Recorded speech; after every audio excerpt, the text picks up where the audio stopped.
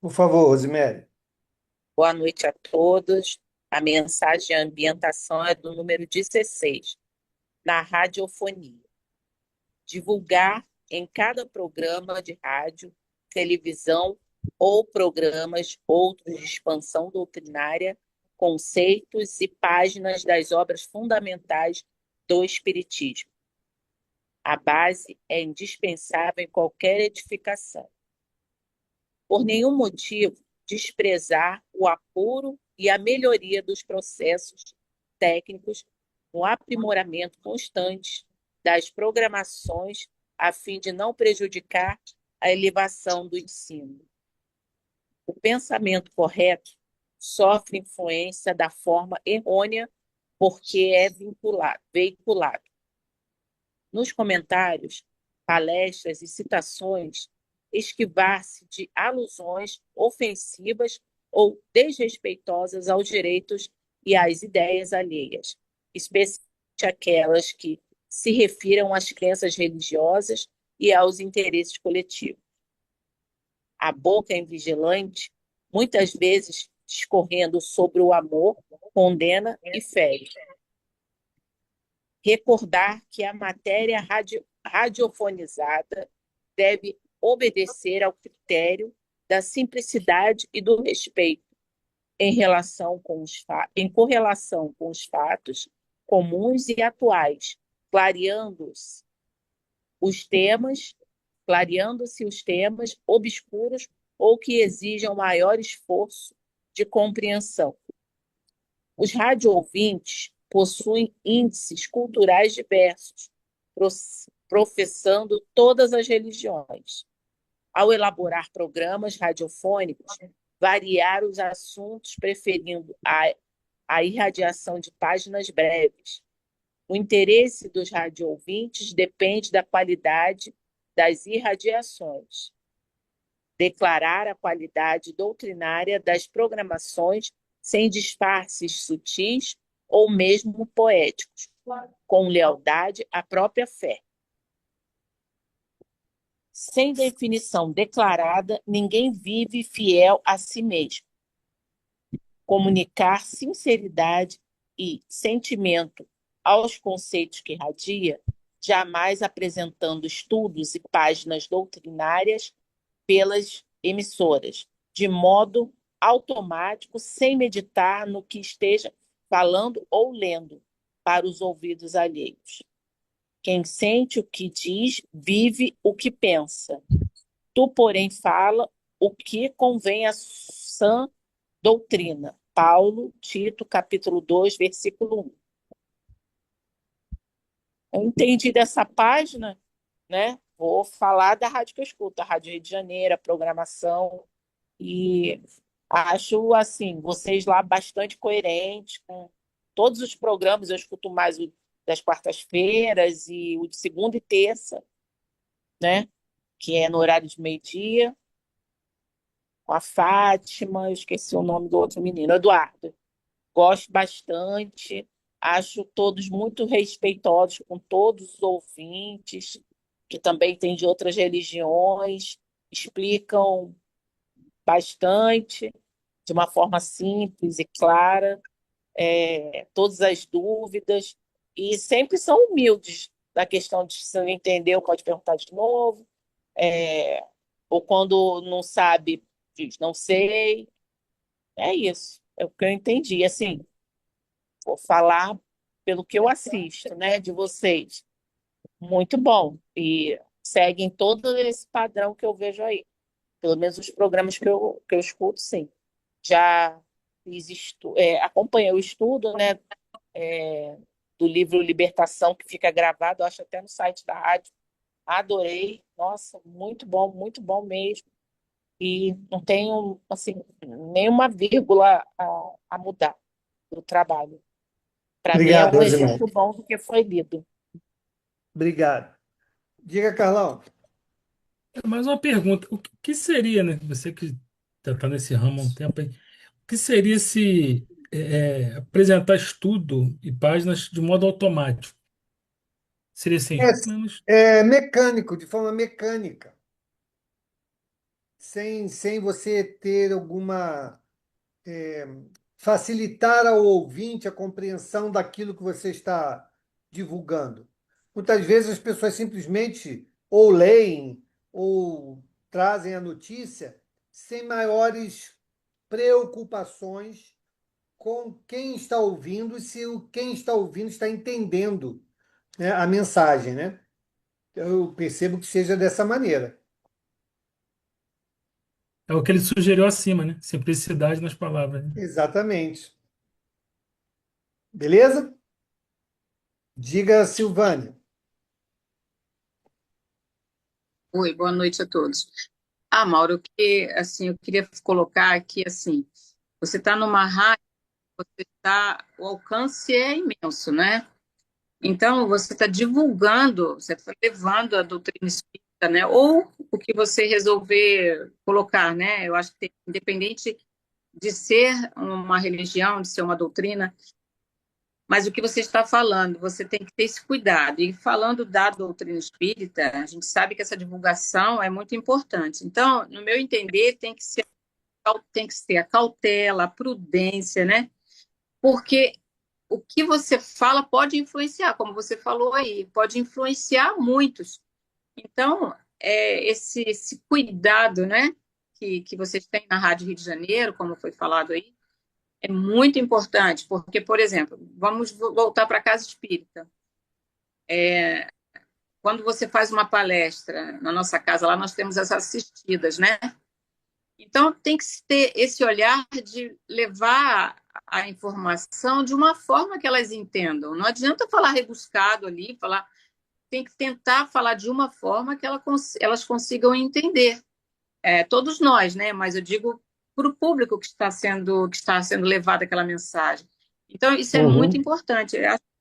Para mim, o que chamou a atenção ali é a cautela, a prudência mesmo, com relação a isso. Com certeza.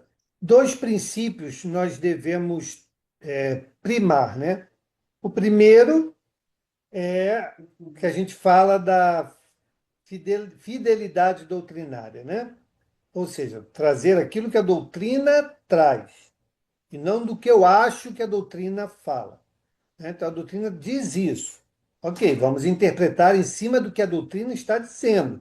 Vamos facilitar o entendimento enquanto aquele texto que a doutrina. Esse é o primeiro ponto. E o segundo é aquilo que você falou. Eu tenho que saber qual é o meu público. Qual é o nível do meu. Ah, o público é de estudiosos. Ok. A gente pode falar de um jeito. Ah, não. O público é de pessoas simpatizantes do espiritismo. A gente vai falar de outro jeito. Ah, o público são de pessoas com pouca escolaridade. Nós vamos falar de outro jeito. Então, entendendo o público, você deve modelar, né, a linguagem, para que as pessoas entendam. É o que a gente fala sempre lá na nossa casa.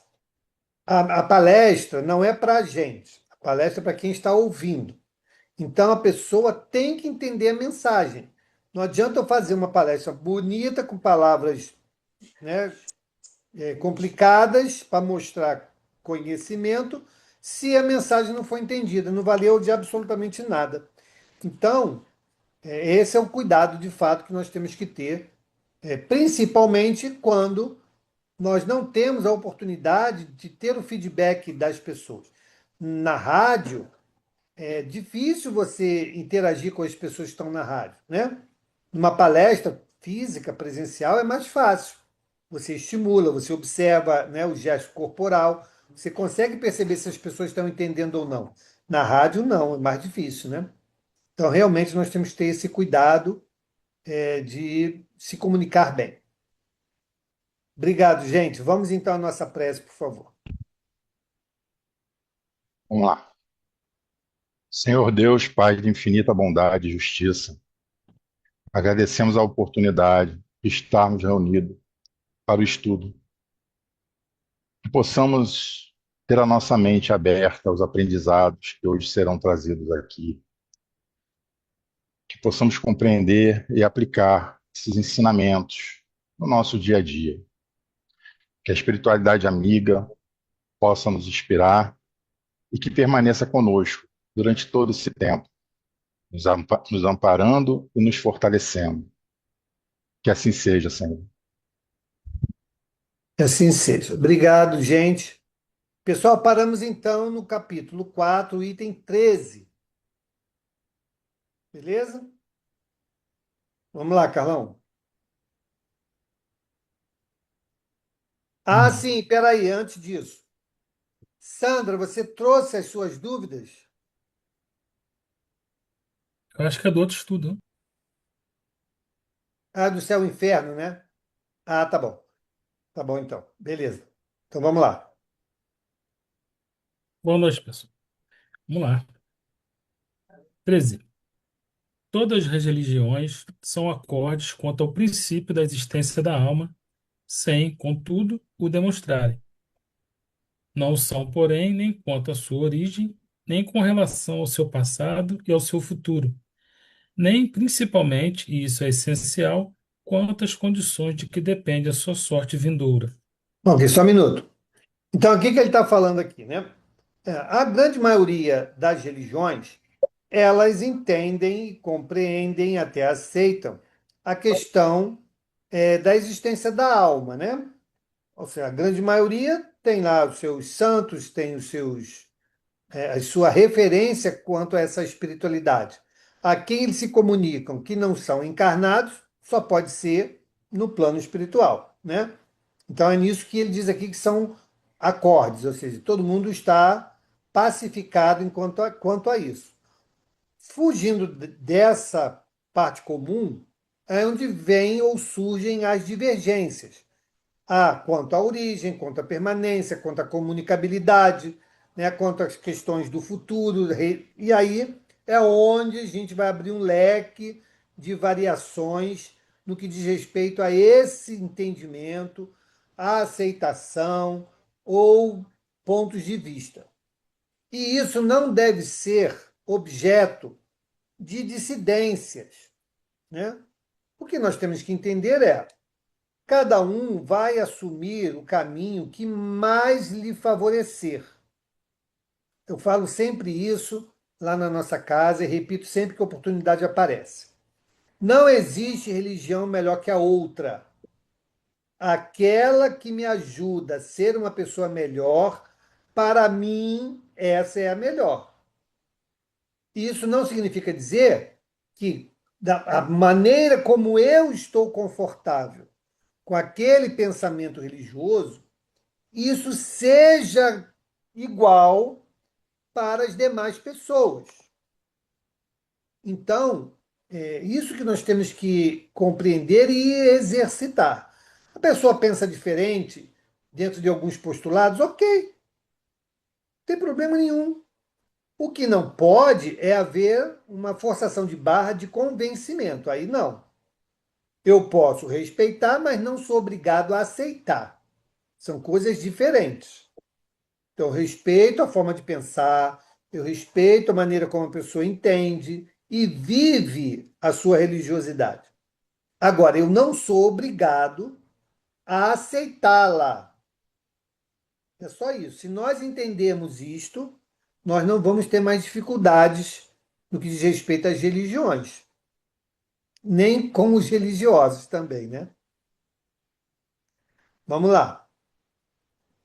Em Fala, sua Robson. maioria, em sua maioria, elas apresentam do futuro da alma e o impõem à crença de seus adeptos, um quadro que somente a fé cega pode aceitar, visto que não suporta exame sério. Ok, tá aí, ó, tá vendo? Robson, só para você se situar, nós estamos no capítulo 4, item 13, tá? Para você se 13. posicionar aí. Carmen também, Carmen chegou agora. Então, é o que ele está dizendo aqui, ó.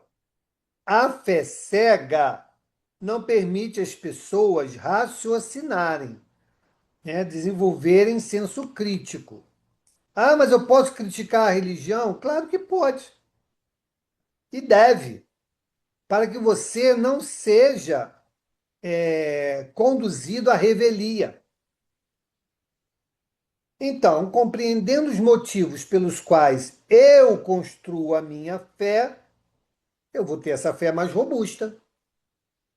Se eu não construir isso, eu estou apenas sendo imantado pela ideia do outro, essa fé é fraca. Por isso que muitas vezes, em todas as religiões, quando acontece alguma coisa com aquele elemento religioso daquela religião, as pessoas se revoltam. Ah, mas como comigo? Eu me dedico aqui não sei quanto tempo, eu faço tudo que a minha religião manda, e como é que acontece isso comigo? Acontece porque você não é diferente de ninguém. Agora, quando a pessoa não, quando a pessoa, ao contrário, quando a pessoa desenvolve essa fé consciente, as dificuldades vêm e ela consegue passar de forma mais resignada, né, mais serena diante dos desafios, né, que a vida nos impõe, e a nossa religião, aquela que nós escolhemos, aquela que nós efetivamente buscamos vivenciá-la, ela acaba sendo essa proteção, esse aconchego, né, esse suporte que nos faz passar pelas dificuldades. Tudo bem? Vamos lá. Ligado aos seus dogmas, as ideias que nos tempos primitivos se faziam do mundo material e do mecanismo do universo, o destino que ela atribui à alma não se concilia com o estado atual dos conhecimentos. Ok, por que não? Por que não se concilia com o estado atual dos conhecimentos? Tem uma palavrinha que ele falou aqui que é a chave dessa resposta.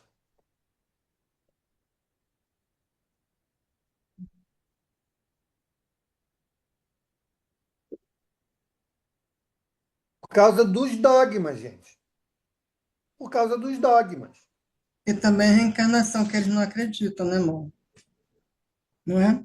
Dependendo da Aqui, crença, o sim. Mas destino que aqui elas não fala. atribuem a Aqui não está. algo, né? Oi? Ele fala aqui, o destino que elas atribuem à alma não se concilia com o estado atual dos conhecimentos. Quer dizer, para a Então, gente, né, é a então reencarnação, e muitos não para a gente é acreditam. reencarnação, para outros são outras destinações. Mas isso está baseado em quê? Nos dogmas. O dogma, gente, é algo que não pode ser comprovado. A pessoa diz que é aquilo e pronto. É assim porque é assim. Ok? Você não tem nenhuma comprovação daquilo que é dito. Então, se a pessoa tem a fé cega, ela nunca vai questionar os dogmas. Um deles, por exemplo, céu e inferno. Dogma. Né? Penas eternas. Dogma. São coisas que foram colocadas, né, por muito tempo.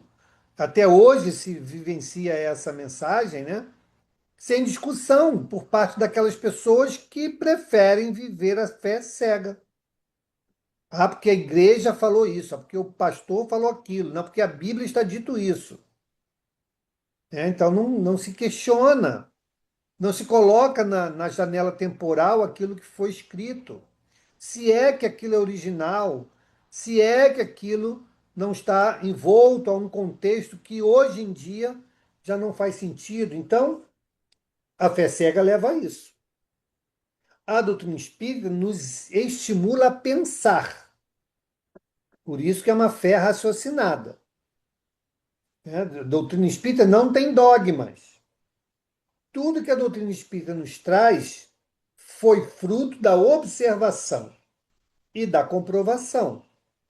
Pode pegar qualquer coisa que está escrito na doutrina espírita e vamos verificar se um dia já não foi comprovado ou se até hoje não é comprovado. Então, se é comprovado, não é dogma. Eu posso até não aceitar, tudo bem. Mas eu não posso dizer que aquilo é dogma, que aquilo não existe, porque existem hoje em dia, então, até a reencarnação. Quantas criaturas hoje em dia encarnadas já são aceitas como casos indiscutíveis de reencarnação? Então, isso é uma questão de tempo de cair. A não aceitação da reencarnação é uma questão de tempo. Isso vai cair. As pessoas já não vão mais negar isto, porque é tão flagrante e evidente, né, que isso vai acabar se tornando senso comum. Que é aí, novamente, voltamos àquela fala de que o Espiritismo é o futuro, né, das religiões. Por quê? Porque os seus postulados vão estar presentes, vai ser consenso. E nunca falou que as religiões desaparecerão, não. Mas elas vão forçosamente se ajustar às verdades que, ao longo da história da humanidade, sempre foi assim, não vai deixar de ser dessa maneira com a questão dos postulados espirituais. Ok? Vamos lá. Não podendo, pois, se não perder com o exame e a discussão, as religiões acham mais simples prescrever uma e o outro. Ok. Então, como eles não têm argumentos, isso aqui é isso, ó. Não podendo, então, não podendo, pois, se não perder o quê? O argumento. Com o exame e a discussão, então eles não têm argumento. O argumento é, não, eu não acredito e a Bíblia não diz isso. É o que eles dizem. Isso não é contra-argumento. Isso é o que ele está falando aqui, proscrever, ou seja, banir a ideia, rejeitar a ideia. É mais fácil, não, eu não acredito nisso e ponto. Beleza? Diga, Calão. Você falou, não aceitar a ideia. E quando essa ideia é somente escondida, aquele que conduz esse tipo de pensamento, ele sabe, mas para controle sei lá, daquele rebanho dele, ele mantém o dogma para evitar a dispersão. Ele é responsável por isso, né? Ele vai responder por isso depois. Porque ele está botando a candeia embaixo do aquele, né? Em vez de colocar em cima, ele está escondendo a luz do conhecimento. Ele vai responder por isso.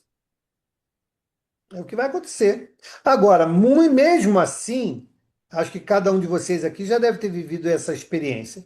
Mesmo assim, existem pessoas que pensam, né? E aí vão discutir, vão questionar, vão buscar em outras fontes um conhecimento que ele não consegue receber naquele espaço religioso que ele frequenta.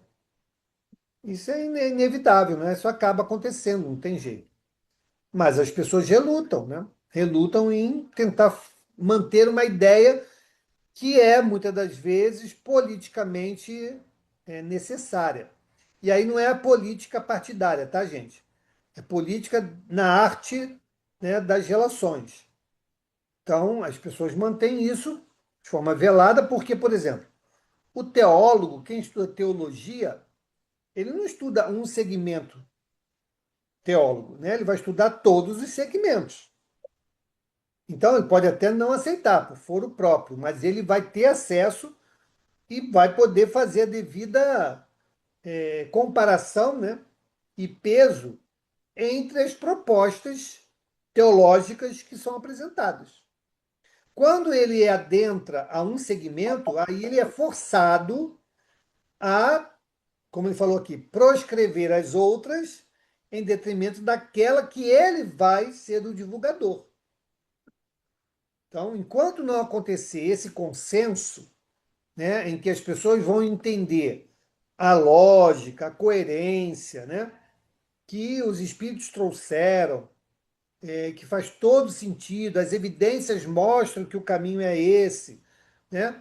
Enquanto isso não for um senso comum, nós ainda vamos viver muito essa questão dessa separação. Porque são apelos humanos, não é nem da própria religião, são apelos humanos. Então, a desmaterialização, né? O desfazimento de muitos dogmas. É difícil, gente. Imagine a igreja. Olha, o Papa Leão XIV, como ele está sofrendo com algumas coisas que ao longo dos séculos a igreja foi introduzindo, né? E que ele, pegando, né, essa fonte raiz do catolicismo, né, do cristianismo, ele está voltando ou tentando trazer a igreja de novo para os seus fundamentos. Está sofrendo lá para caramba. Porque não é fácil, gente. Não é muito fácil fazer isso, não. Né? Você imagine o império que são que é o movimento evangélico. Isso é um império econômico gigantesco. Imagina você de uma hora para outra, você ter que aceitar determinados fundamentos que sempre foi a base contrária das suas preleções. É muito difícil, não é fácil. Então, isso ainda vai se arrastar por muito tempo, né? Mas, com certeza, vai chegar o momento em que essa visão comum, né, esse senso comum vai prevalecer, com certeza. É tipo uma condição assim, estrutural, né, Mauro? Que já vem ao longo dos, né? Para É, você, aquilo é muito complicado mesmo, é estrutural mesmo, né? é. Só o tempo vai fazer a mudança acontecer. Vamos lá? 14. Dessas divergências, no tocante ao futuro do homem, nascerão a dúvida e a incredulidade. Entretanto, a incredulidade dá lugar a um penoso vácuo. O homem encara com ansiedade o desconhecido e que tem fatalmente de penetrar. Ok, então tá aí, ó. A divergência, né, faz com que a pessoa não encontre respostas. Tudo bem? É o que acontece. As pessoas chegam a um determinado ponto em que as dúvidas existem, mas as respostas não, dentro do seu segmento religioso. Aí acontece o que ele está dizendo aqui, ó. Dessas divergências, no tocante ao futuro do homem, nasceram a dúvida e a incredulidade. Entretanto, a incredulidade dá lugar a um penoso vácuo, ou seja, aquilo que está vazio, não tem resposta. O homem encara com ansiedade o desconhecido, em que tem fatalmente de penetrar. Por quê? Porque isso é uma destinação de todos nós. Não tem como nós mudarmos isso. Não basta eu dizer eu não acredito. Nós vamos nos deparar com esta verdade. Ok? A vida espiritual é uma verdade. Todos nós, independente da crença, nós vamos nos deparar com ela. Agora, eu poderia me preparar melhor para esse retorno se eu buscasse apenas o quê? Conhecimento. Não preciso, o que eu falo sempre, eu não preciso me tornar espírita para entender a lógica que os espíritos trouxeram. O que atrapalha são os dogmas. Porque muitos esclarecimentos e verdades que os espíritos trouxeram derruba dogmas. E aí eu prefiro ficar com os dogmas, porque aquilo me faz bem, aquilo me agrada.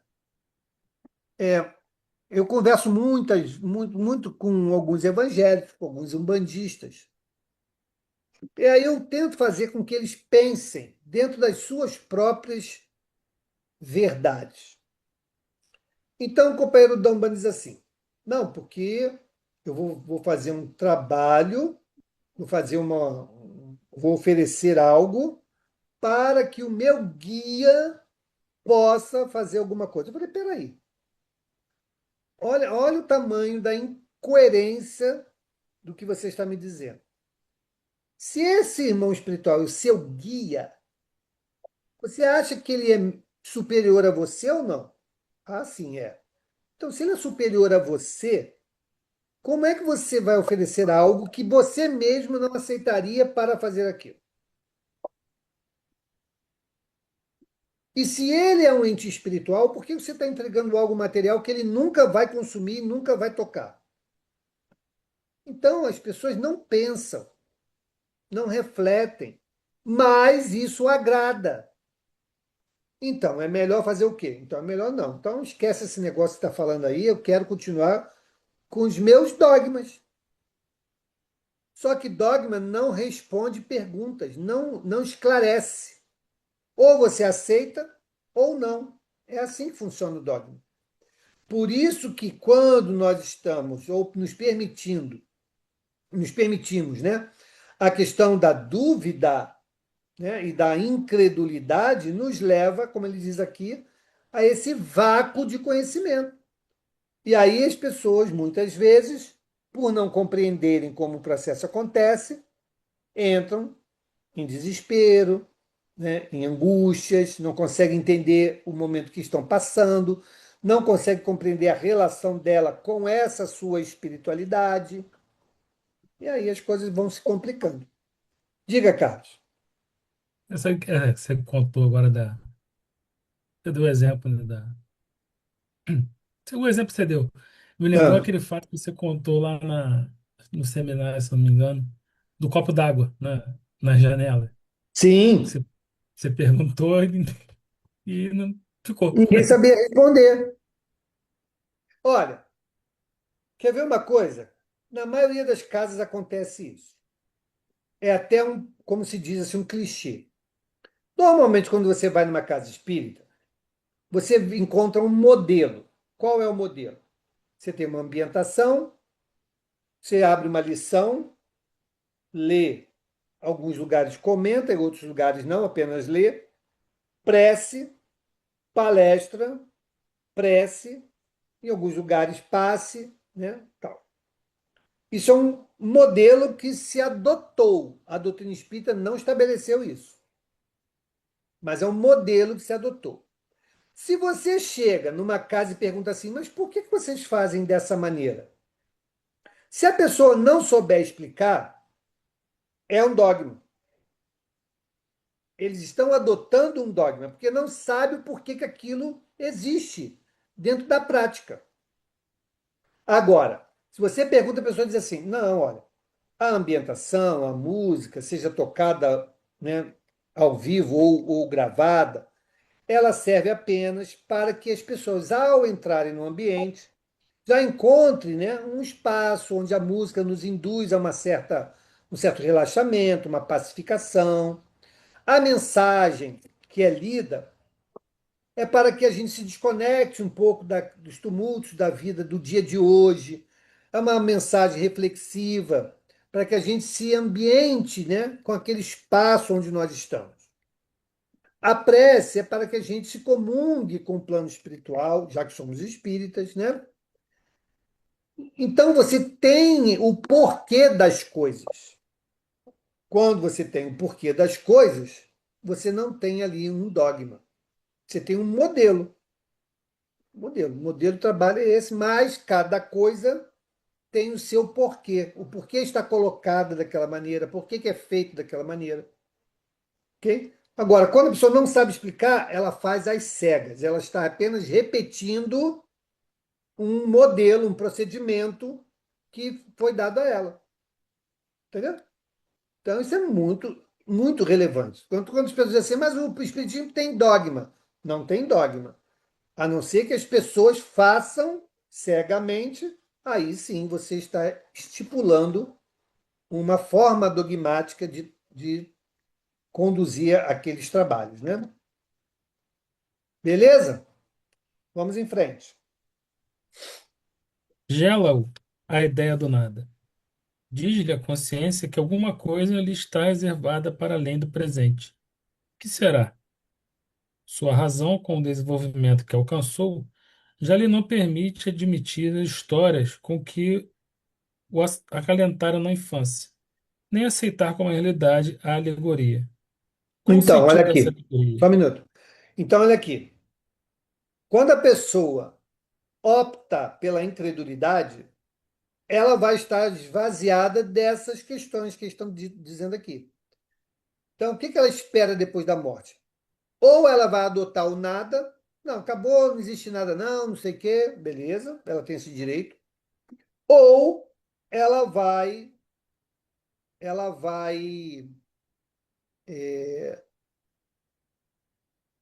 assumir duas posições. Uma de medo que ela sabe que vai se encontrar, ela sabe que vai se encontrar com algo que ela não sabe explicar, beleza?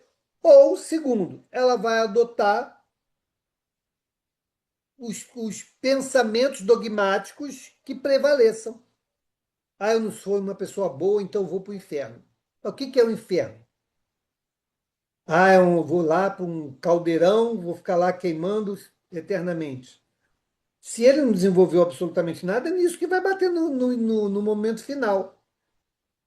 Então, ou ele acredita no nada e morreu e caiu no nada, só que ele vai ter uma surpresa depois, né? Ou ele vai, de alguma maneira, entender que algo existe, mas ele não sabe definir o quê, e também gera uma ansiedade. Primeira pergunta lá do céu e inferno, né? Por que tememos a morte? Pelo desconhecido. Ou a gente vai abraçar uma proposta dogmática qualquer e também poderá ser motivos de muita aflição, né? Tudo bem?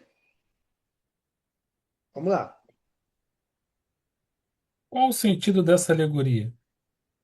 A ciência lhe rasgou um canto do véu. Não lhe revelou, porém, o que mais lhe importa saber. Ele interroga em vão, nada lhe responde, ela de maneira peremptória e apropriada a lhe acalmar as apreensões.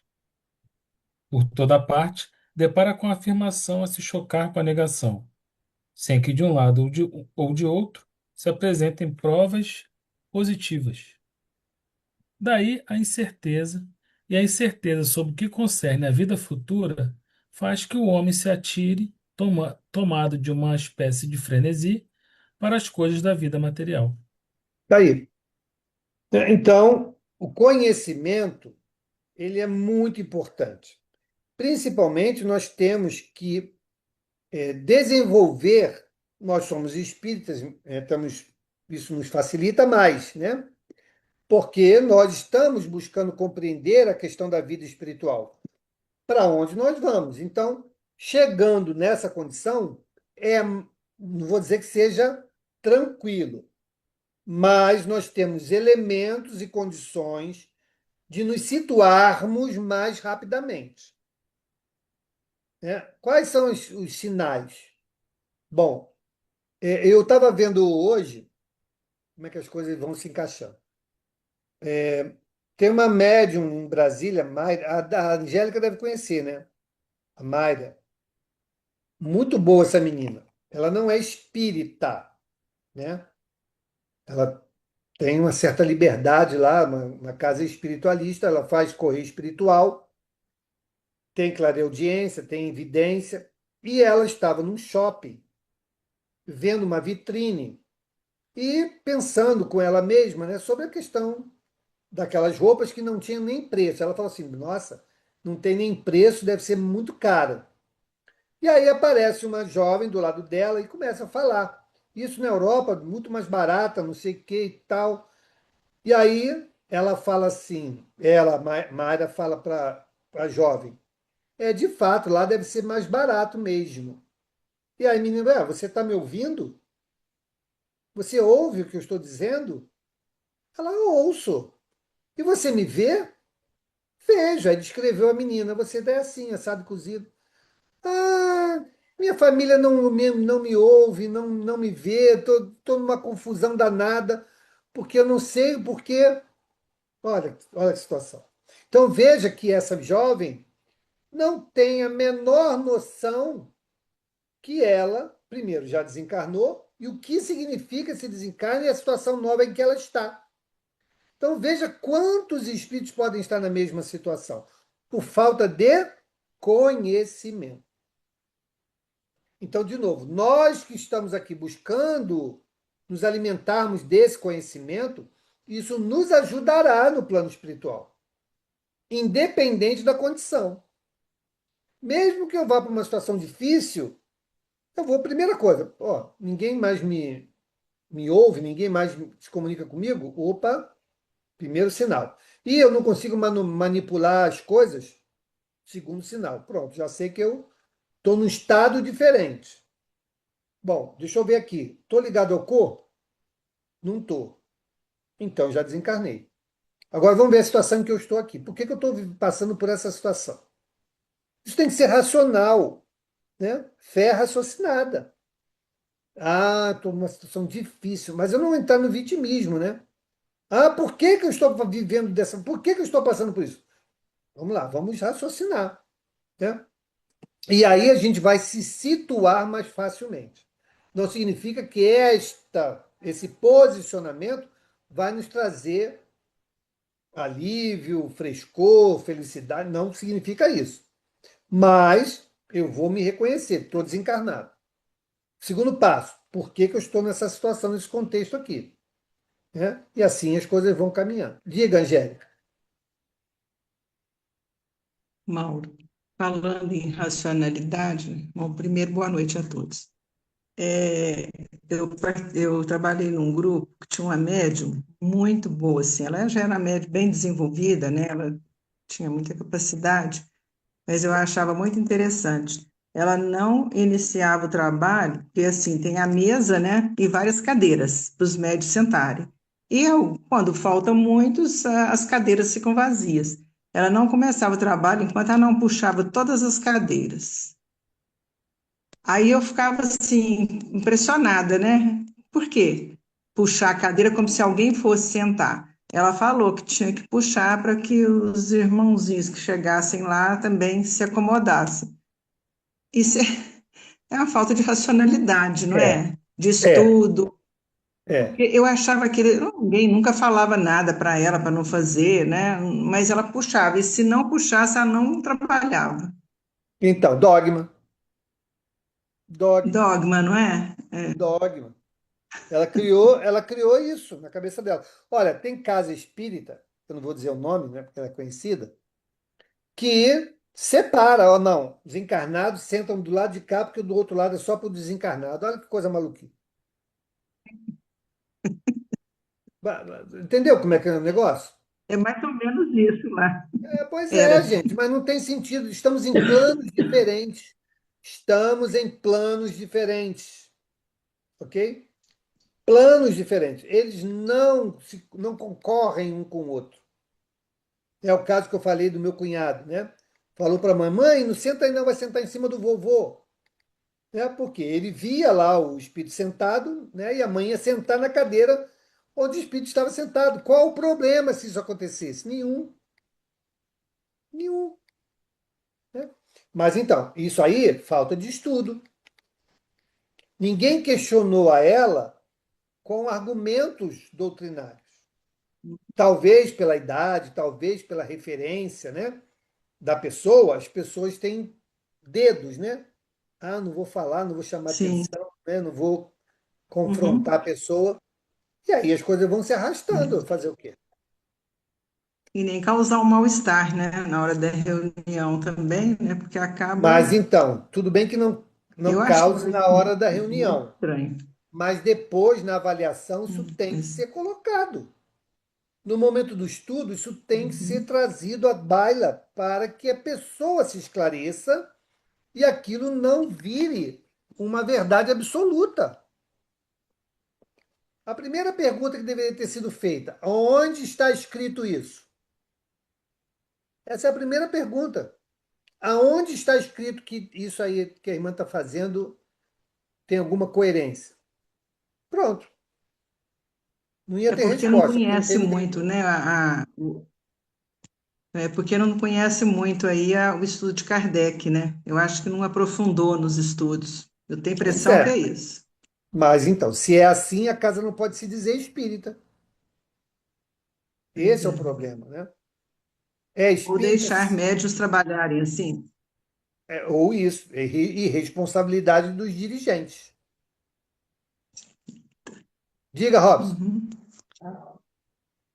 Ô, Mauro, então tira uma dúvida minha. Eu toda quinta-feira eu tenho feito um culto aqui no lar, né? Eu moro sozinho, mas eu faço assim mesmo. Aham. Eu não sei aonde que eu vi que o culto no lar tem que ser numa hora que eu pré-estabelecer e O tem que ser ideal. naquela mesma hora. Isso é dogma? Não, isso é uma organização do trabalho. Por quê? Qual é o propósito do culto do evangelho no lar? É você criar uma atmosfera, uma psicosfera mais saudável, entre aspas, né? Onde você vai criar ali esse espaço, esse ambiente de convivência com o plano espiritual. Então você quer fazer com que os espíritos também criem um vínculo com essa atividade. Como é que ele vai criar um vínculo se não sabe qual é o dia, qual é a hora, cada hora de um jeito? Então a gente estabelece isso para quê?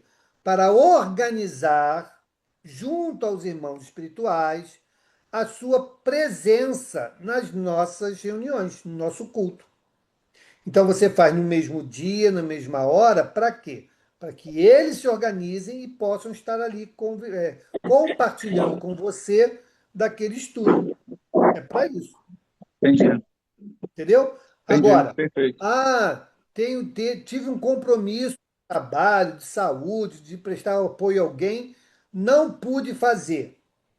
Ok, o mundo não vai acabar. O que eu faço?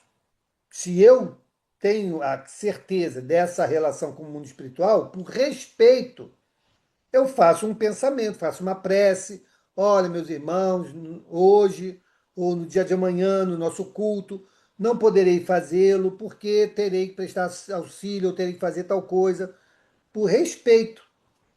E aí eles vão dar, então não houve por isso. Porque a gente acha, gente, que os espíritos estão à nossa disposição, né? Acha que o espírito está à nossa disposição, a hora que eu quiser ele vai estar ali, que ele não tem outra coisa para fazer, que ele não tem outros compromissos. Isso é um equívoco. Eles se organizam, sim, tem tarefas, sim.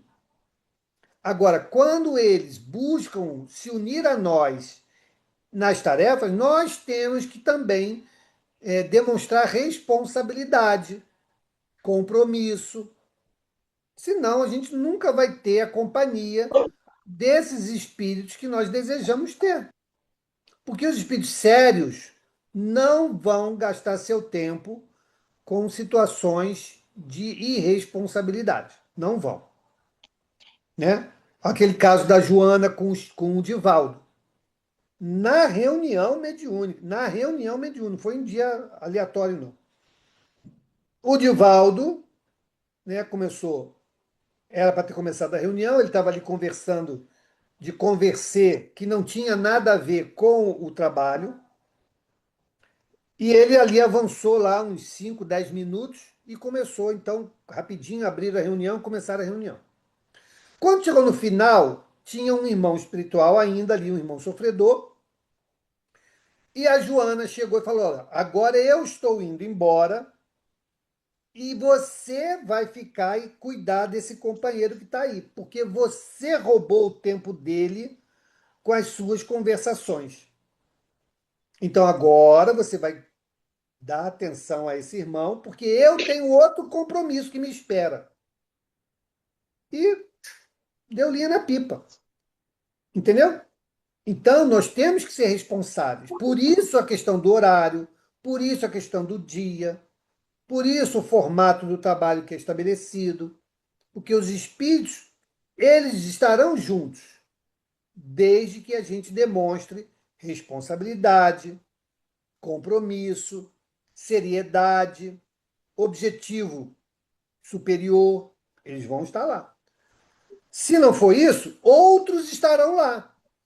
Mas o outro lado da moeda, né? Os que não querem compromisso, querem mais, né, bagunçar o negócio. E aí as consequências também serão aquelas. Diga, Sandra.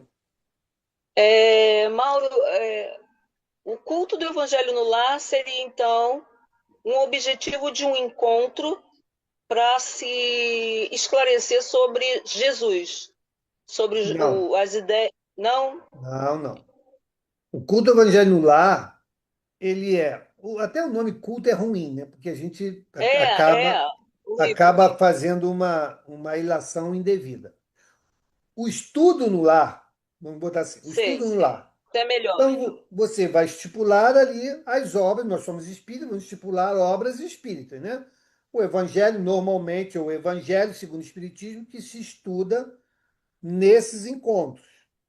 Então, você pode ter um livrinho ali de abertura, se quiser.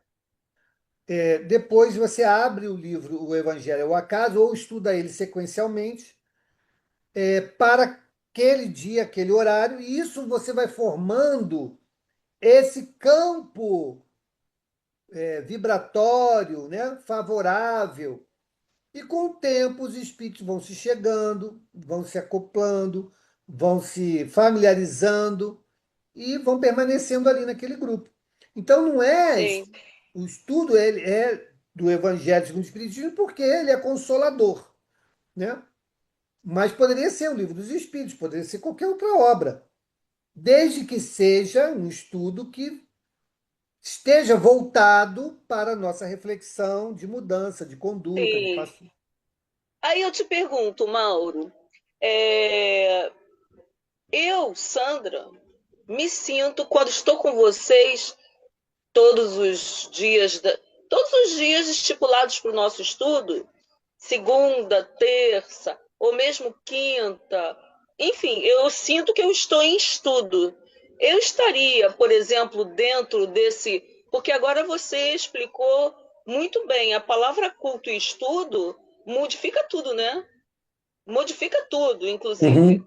Por quê? Se eu sento para estudar com amigos, faço preces e a gente tem uma abertura, por mais que eu esteja fazendo sozinha, eu estou, de certa forma, atraindo para o meu lar e para o ambiente à minha volta um grupo de seres que estão a fim de estudar também. Isso eu posso considerar como um estudo no lar? Sim, claro que é. Cada um de nós aqui Ah, está fazendo exatamente o que o modelo sugere, né? Tem um dia legal. certo, tem um horário certo, né? Só que não é um estudo, esse estudo que nós temos aqui em grupo, ele é diferente um pouco, porque quando a gente estuda o Evangelho, naturalmente ele vai nos levar a uma reflexão, né? Uma introspecção. Esse estudo que nós fazemos já não leva a isso, pode levar depois. Daquilo que nós discutimos aqui, eu posso parar, refletir sobre aquilo, né? Mas essa relação que a gente busca estabelecer, né, com Com o a estudo gente mesmo? sério, com as Sim, reflexões, também atrai os espíritos que estão interessados também em sim, aprender ou nos auxiliar. Então, o objetivo ele também vai ser alcançado, entendeu? sim, sim. Só que o modelo ele é um pouco diferente quando você vai Sim. escolher o Evangelho para fazer isso e quando nós estamos estudando outras obras. Mas eu posso então dizer a mim mesma, não, de certa forma, eu estou fazendo um estudo no lar. Sim, Eu posso isso com falar isso. certeza. Isso aí. Tá, tá. Diga, Ok, Angélica. obrigada. Mauro, eu faço o meu evangelho todas as segundas-feiras às 17 horas. Uhum. E grande parte, a maioria das vezes, eu durmo. Às vezes eu estou no meio da página, assim, no meio do estudo, né? Do estudo não, eu acho assim, da leitura, né, também. Eu durmo, por que que isso acontece? Eu Bom, apago totalmente, mas é assim, não é de dormir, não, é apagar. Eu saio. primeiro pode ser o cansaço. Você tem que Ah, ver mas se você sempre? está cansada no momento em que você senta para fazer o teu culto. Hum, O culto, naturalmente, nos leva a um relaxamento, né? Esse hum, trabalho, né? Esse estudo que a gente faz, ele nos leva a um relaxamento. Se eu estou cansado e me leva a um relaxamento, é muito provável que eu possa cair num estado como esse. Isso observando o estado normal fisiológico. Agora, também existe a possibilidade, e aí é possibilidade, não estou dizendo que seja isso, da própria uhum, influência espiritual que não quer que a gente hum, se esforce, se expanda nesse tipo de conhecimento, né? Então aí a gente certo.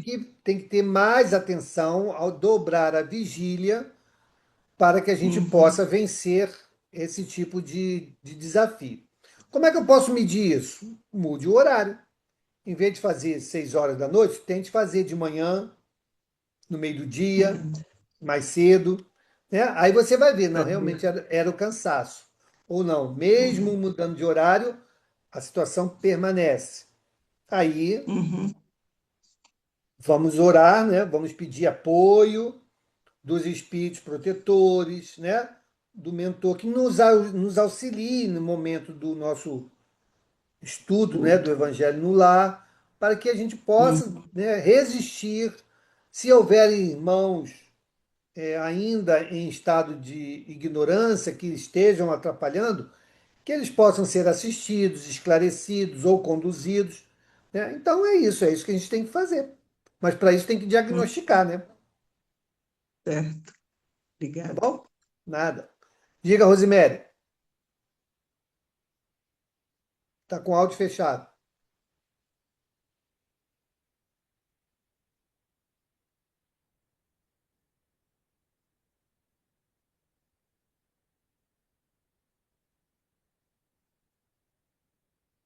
Tá fechado. Se você conseguir abrir aí, você. Abri, Aí, abri. pronto. Contar uma coisa para vocês. Eu fiz, agora eu nem estou fazendo, mas eu fiz durante muito tempo, na época até da pandemia, estava morando em Minas, o culto do Evangelho no Lar, e eu fiz do livro Libertação o estudo da Berenice aí da rádio. Eu aproveitava, pegava, porque minha filha caçula, a gente estava passando por algumas coisas na família e ela ficou muito revoltada, não acredita em Deus, e ela fez evangelização, tudo isso. Aí eu falei, e eu, como não estava bem, falei, vou pedir ajuda, né? E aí botava o capítulo lá e via os comentários da Berenice e da Deusa. Neuza, né? Muito bom e foi passando. Numa dessas vezes, o Inácio já estava aqui no Rio, ele tinha sido já transferido para o Rio, mas veio a pandemia por causa do meu pai, a gente ficou em Minas. Eu com medo do meu pai, fiquei lá no interior. E a gente morava numa cobertura. Fiz a prece para acabar, agradeci toda a espiritualidade. Meu pai já estava dormindo, mal, morava numa cobertura. Lá em cima estava tudo fechado, tinha uma sala e um quarto lá em cima. Eu e minha filha ouvimos nitidamente assim, um chinelo arrastando. Eu acabei de fazer a prece e o chinelo arrastando. A impressão que dava é que ia descer a escada, sabe? Ah, olha, eu e ela a gente levantou porque a gente pensou que era assalto. Não tinha ninguém. Mas juro por Deus, olha, Mauro, era um chinelo assim arrastando. Eu levantei, fiquei com medo na hora de assalto. Fomos lá em cima depois. Eu levei até uma faca. Não tinha ninguém, porque o vizinho do lado da cobertura não tinha. Pandemia não Uhum. existia ninguém, mas Então. aconteceu. Acontece. Olha, gente, nós estamos cercados de espíritos, né? Às vezes é uma definição mais clara que a gente tem. Então, isso pode acontecer. Se tiver alguém que ainda tem a sensibilidade, né, de perceber essa presença, se torna ainda mais evidente. O que nós temos que fazer é o seguinte: o estudo do Evangelho no lar, ou o culto do Evangelho no lar, ele tem que ser, por propósito, a higienização espiritual, vibratória da casa e dos pensamentos. É Sim. isso. Né? O espírito tem em todo canto. Né? É, mas eu assim, Se eles vão eu se estava acomodar fazendo ou com esse não, intuito. então, se eles vão se acomodar ou não, é outra história, isso não nos diz respeito. Diz respeito a cada um deles. Né? O que nós temos que fazer é manter isso. A reunião também não é feita para ter comunicações espirituais, não é esse o propósito, tá bom? Tem que ser evitado, inclusive, né? O trabalho ali é para estudo e elevação de pensamentos e intenções. Ponto. Ok? E aí segue a vida. Bom, vamos encerrar, que já estamos aqui no nosso horário, tá bom? Vamos parar aqui, vamos voltar no item 14, tá bom, gente? A gente estava no Tá. finalzinho dele. A gente retoma no item 14 na semana que vem. Vamos fazer então a nossa prece.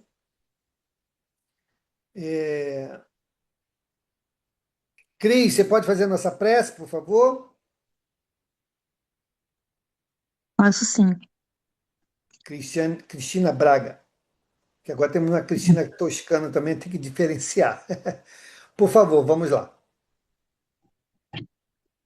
Boa noite a todos. Senhor Jesus, amado Mestre,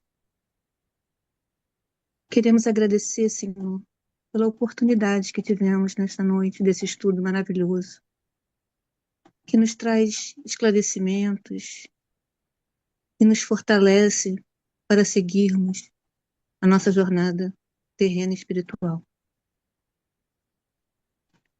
Obrigado aos amigos espirituais que estiveram presentes também nesse estudo, nos ajudando no nosso entendimento, nos nossos mentores. Muito obrigado, Senhor, e as bênçãos que estamos recebendo neste momento possam se estender a todos aqueles que não puderam participar da aula. Muito obrigada por tudo, Senhor. Graças a Deus. Que assim seja. Que assim seja. Bom, gente, 2 recadinhos. O primeiro, né? Quero desejar um Feliz Natal a todos, né? Porque amanhã nós não teremos encontro. Que vocês possam ter um Natal de muita paz, de muita união, né? De muita comunhão, né, com Jesus, que seja um Natal de muita paz. E o segundo, não sei se todos sabem, né, mas a mãezinha do nosso irmão Valdeni desencarnou, né, voltou à pátria espiritual ontem, e ele está por lá, né, envolto a essas coisas todas. Então, vibremos por ele, tá bom? Vou lá passar o Natal com ela, né? Pois é, vibremos por Feliz, ele, que ele esteja em paz, que ela esteja em paz, tá bom? Então, é essa notícia aí para todos. Não coloque mensagens aqui no grupo de estudo, tá bom? Não coloque mensagem no grupo de estudo.